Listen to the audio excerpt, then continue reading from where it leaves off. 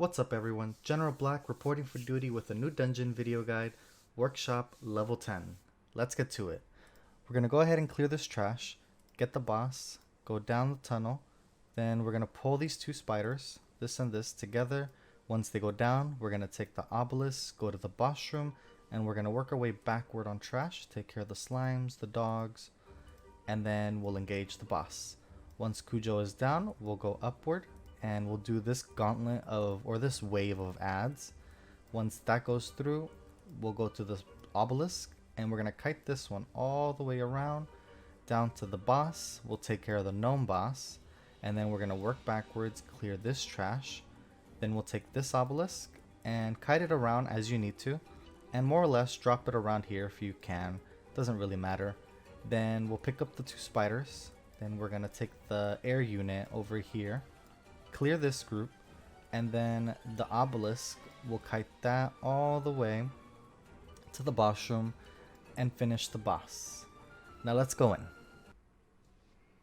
Alright, here we go guys. We're gonna pull all the trash up ahead, and our main focus is going to be a bomb tonk. There's two of them and they both cast detonate. So ideally you want to have interrupts on that so that it doesn't go off. Detonate does do a lot of damage. And what we're going to do is pull them under the hammer.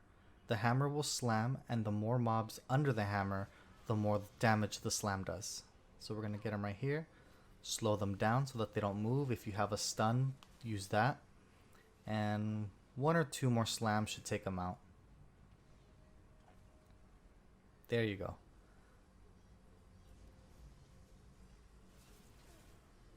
We'll clear that, and now we're going to position ourselves for the boss. Our main focus is going to be the Platinum Pummeler. DPS will take care of No Mercy.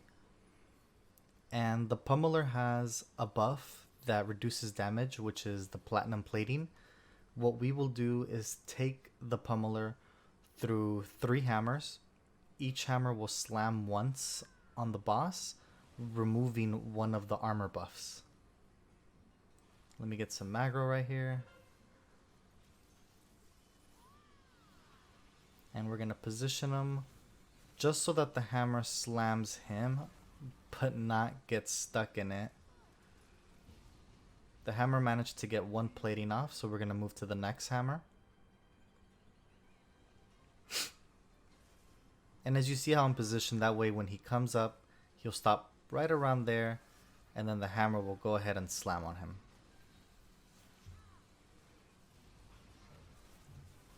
And then we're going to go ahead and move to the third hammer.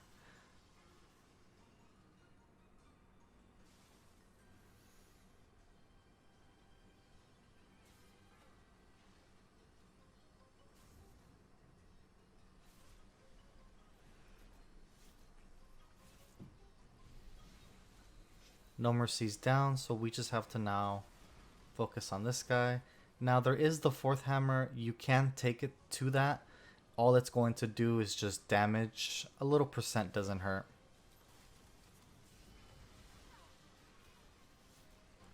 And then down we go.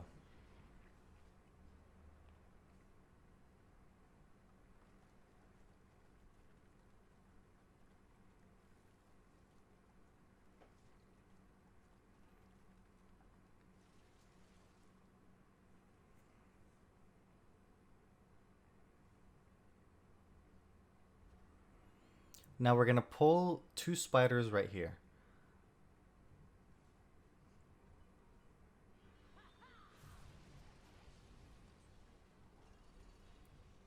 Now with the processing units, what you want to do is be careful with the process waste. You never want to face that towards your group. It does a lot of damage. And the mega drill. Make sure that you do run out of that. This is a level 10, so it doesn't do that much damage, but on a higher key, it can hurt a lot. And I'll move out of that one just to not stress the healer. Once these processing units are down, we're going to go ahead and take the obelisk to the boss room, which the following boss is Cujo.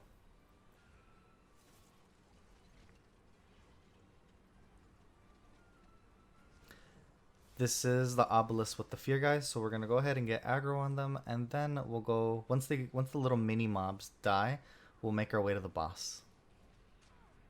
Got feared. They're almost down, so I'm just gonna slowly kite backwards. Alright, now I'm just gonna run off, and we'll finish this one off in Kujo's room.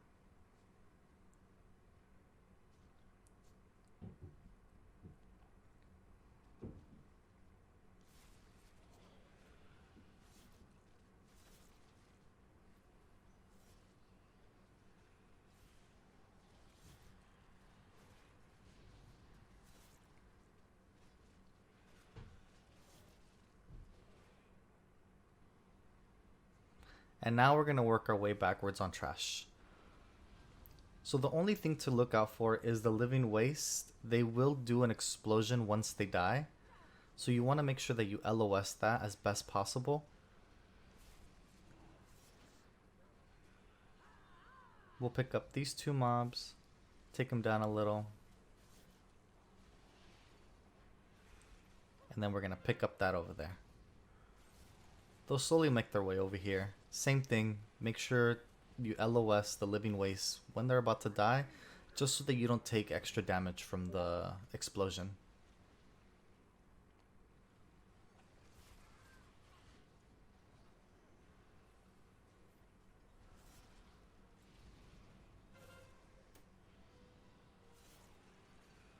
My 3 DPS went down, so I'm going to go ahead and wait before I pull the next mob.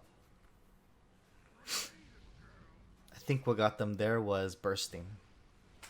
It is a bursting week, so too many mobs can result in too many stacks.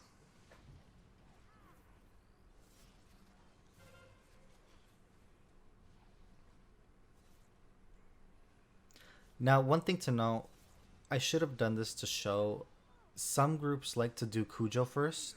That way, if there is a wipe or a death after Kujo has gone down, the respawn point is at Kujo versus back where the first boss was. And we're just going to go ahead and grab this group, take them down. My DPS is already here, so they'll come take this down real quick. And just slowly pace yourself so that you can get behind a pillar and reduce that damage. And now we'll go ahead and move on to Kujo.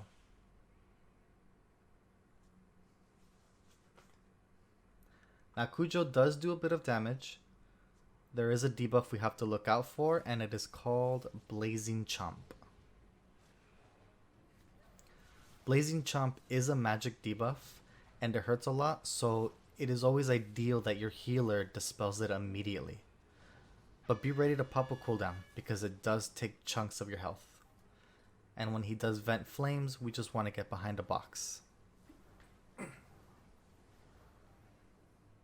And just rinse and repeat.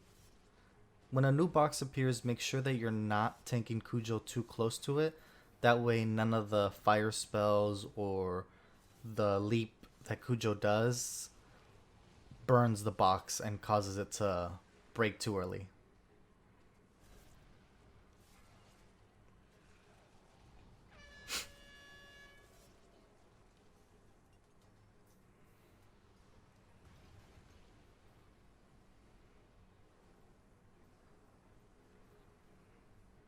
And we should be able to get him down before he does another box. Or at least another vent flames. He should go down before then.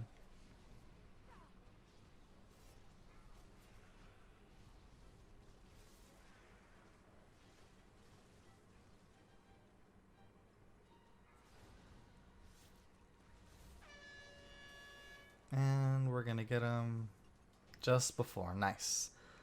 So now we'll go up this path. And just be careful with the flames. Even as a tank, they can still hurt.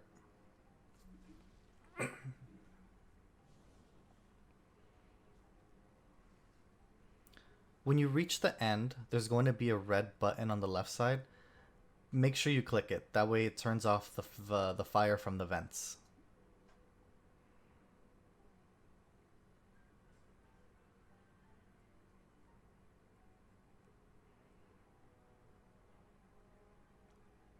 Up ahead, we're going to go through 3 waves of trash.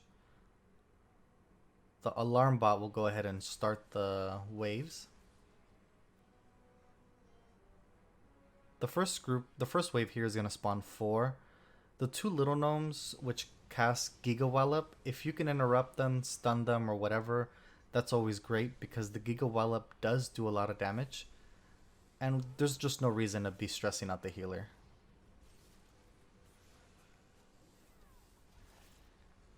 Make sure you watch out for the squirrels. When they blow up, they do quite a bit of damage. Normally they're on everyone else in the group, but just be careful in case someone puts them around you.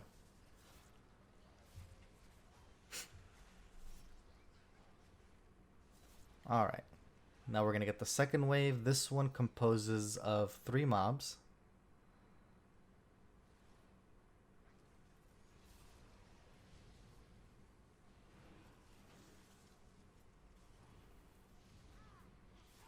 And the thing to look out here is one of these guys, or two, the big guy, the short outcast, it's just an AoE damage. It doesn't hurt too much, but just be ready in case this is, in case you have a fortified week, it can do quite a bit of damage.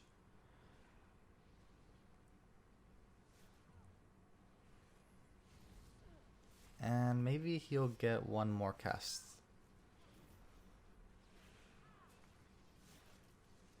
No, he went down.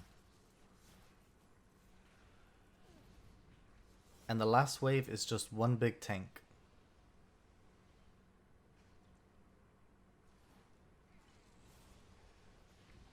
With the Blastertron, just keep an eye out for the Sonic Pulse. You don't want to be in the way. It will interrupt. It will silence you if you get hit by it. And just move when you see the bombs.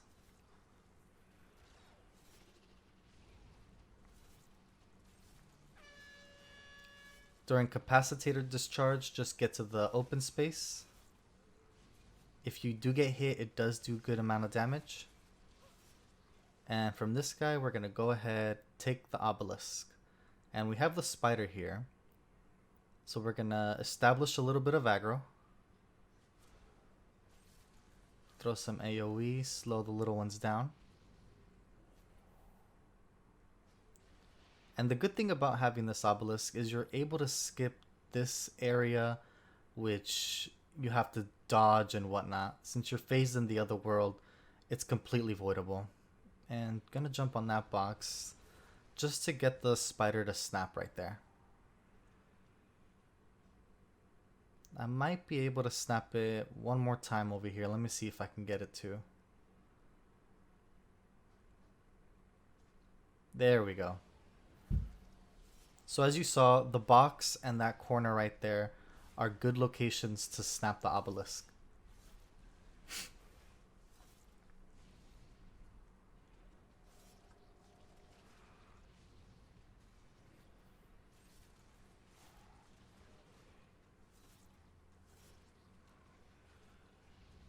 And once we take down the obelisk, we're going to engage the boss, and after the boss, we'll take care of trash.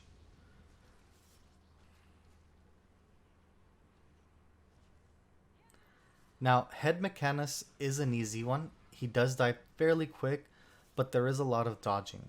There's the blades and the fire cannons that pop up.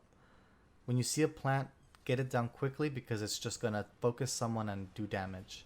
So here are the fire cannons. Just make sure you're moving around. Sometimes they're clockwise and other times they're counterclockwise. Just make sure you don't get touched by them because they do leave a debuff that does damage over time. Aside from that, just look out for the plant, take it down, and dodge the saw blades as best possible.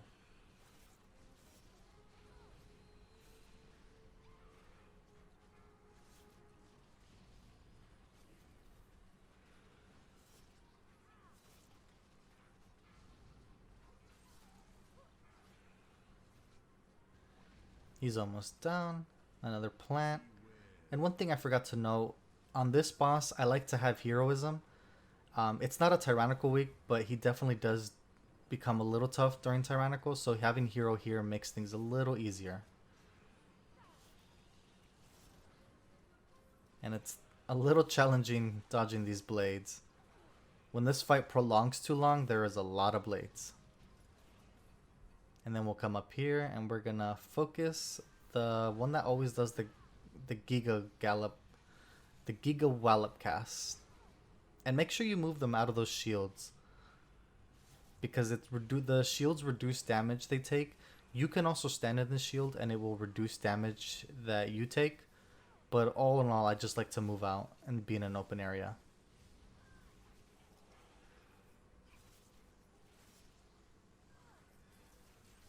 There's another shield, we'll just move out of that. Keep interrupts on the cast. The tune-up, if you can interrupt that, it's just a heal on whatever mob the mechanic is casting on.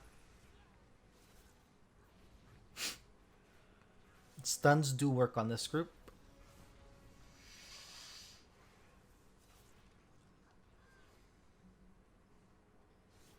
And that one goes down, and we're going to go ahead and do this obelisk.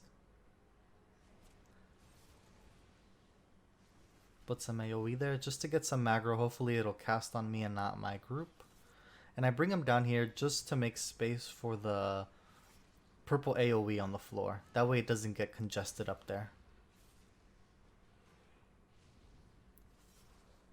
And we're just going to use the outer ring of the boss room to slowly kite.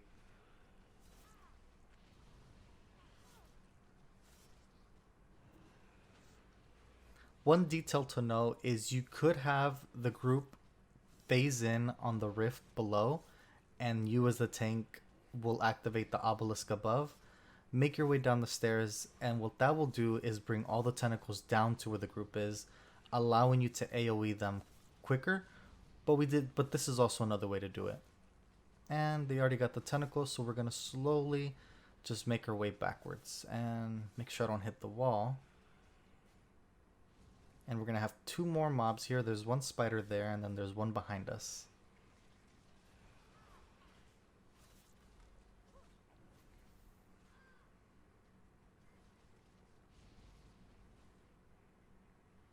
Alright, we'll zone out. I'm going to get this one, and then I'm going to come get this one. And same thing with all the spiders. Just keep an eye out for the sonic pulse. It will silence you if you get caught in the way. And just dodge the bombs. There's the pulse and bombs, and just dodge.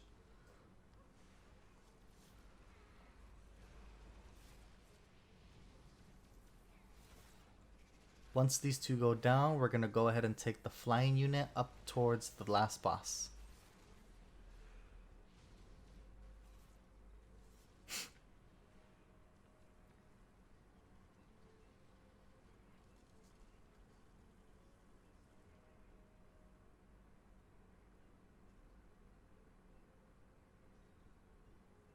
Alright, going up here, we're only going to pull 3 mobs. So if you see the 2 big guys around, just be a little patient and wait for them to go away. That's good, they're just kiting away. They're moving away, so we don't have to deal with them. Interrupt the Giga cast, and we're just going to deal with these 3 and then move on to the obelisk. With the obelisk, we're going to skip the remainder of the trash because it's a little more challenging and there's no reason to deal with them. During a teaming week, you would have to pull 1 more mob, and that would be just one of the tanks that are ideally moving alone, and that way you don't have to pull both of them, and that would give you the percent you would need on teaming. But since it's not teaming, we just need to pull this group and the obelisk will account for the remainder 3%. And we just gotta dodge all these growths as best possible. They do suck a lot, especially up this path since they're all in the way. And I'm just gonna make sure to be casting on the obelisk, that way it doesn't drop aggro. And then we'll engage the fight with the boss. Just to take a quick moment, if you guys enjoyed this video, please give it a thumbs up. Subscribe to the channel if you'd like to see more content, and always feel welcome to leave a comment below. I will always reply.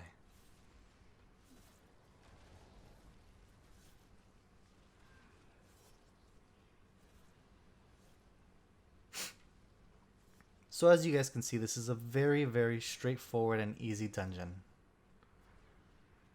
The only skip that we will do is at the end with the trash that we don't need to pull.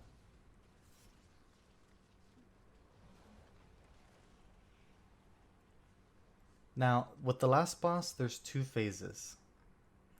The first one is with the aerial unit, and the pulse blast is what hurts. So if you have anything, a warrior with reflect, Death Knight with the anti-magic shield, or anything like that, just to reduce the damage, that's the best ability to go ahead and use. And just make sure you're also dodging the blue spheres, or the blue bombs, whatever you'd like to call them.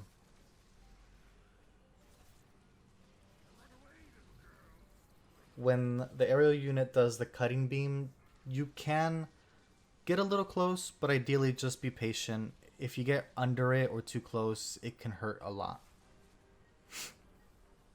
When I'm on the warrior, I'm just throwing axes. Or if you're on the paladin, throw shields or judgments. And this one's almost down. Then we're gonna have a 7-second stun while the boss transitions to the last phase.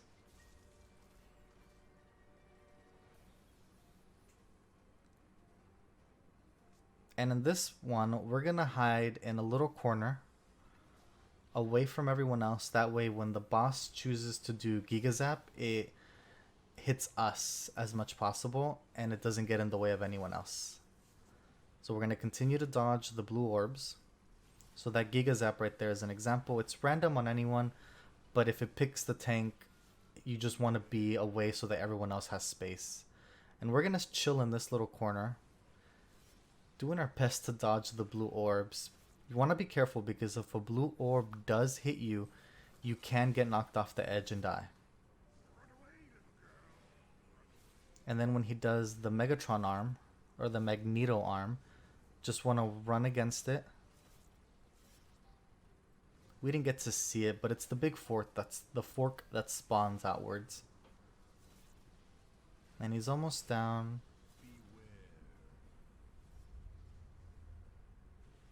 Not doing the best job of dodging the blue spheres, but don't follow that example. Make sure you are dodging them. And then we just have to take care of King Mechagon. And this will be a Workshop 10. And there you go.